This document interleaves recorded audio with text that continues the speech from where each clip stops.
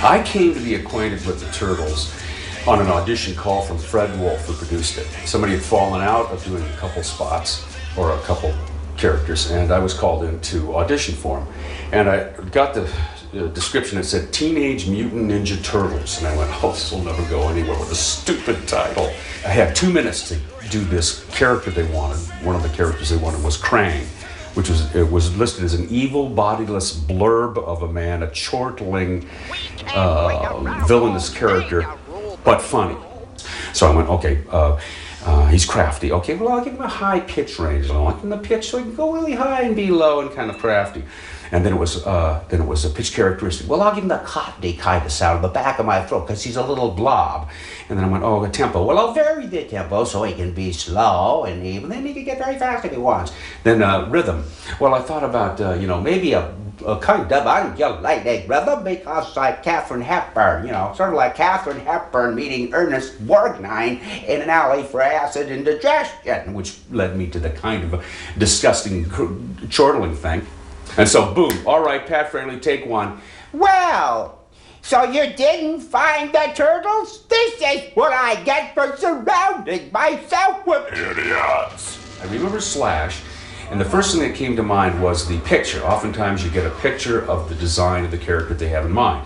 And this was a fast Xerox. We were working so fast that they really could barely give us a design. And I noticed he had huge teeth. Well, mouthwork, of course, could be dialect, but it can be the way you pronounce an F. Let's say you have an F like this, or this kind of Daffy Duck lateral lisp, or tight lips, right, or loose lips. Well, you see those teeth, and knowing that you have to realize that this came out, this had to happen with Sash. And he was also mentioned that he was pretty insane. What? No pizza? You tricked me! Everybody tricks me! He was right on the edge. And so I started going like this, and then all of a sudden I was doing Kirk Douglas. So without the teeth, I'm doing Bert. I don't know what I'm gonna do. That kind of angst that he was so good at. Well, you take that and you combine it with a cheese, and you get Slash.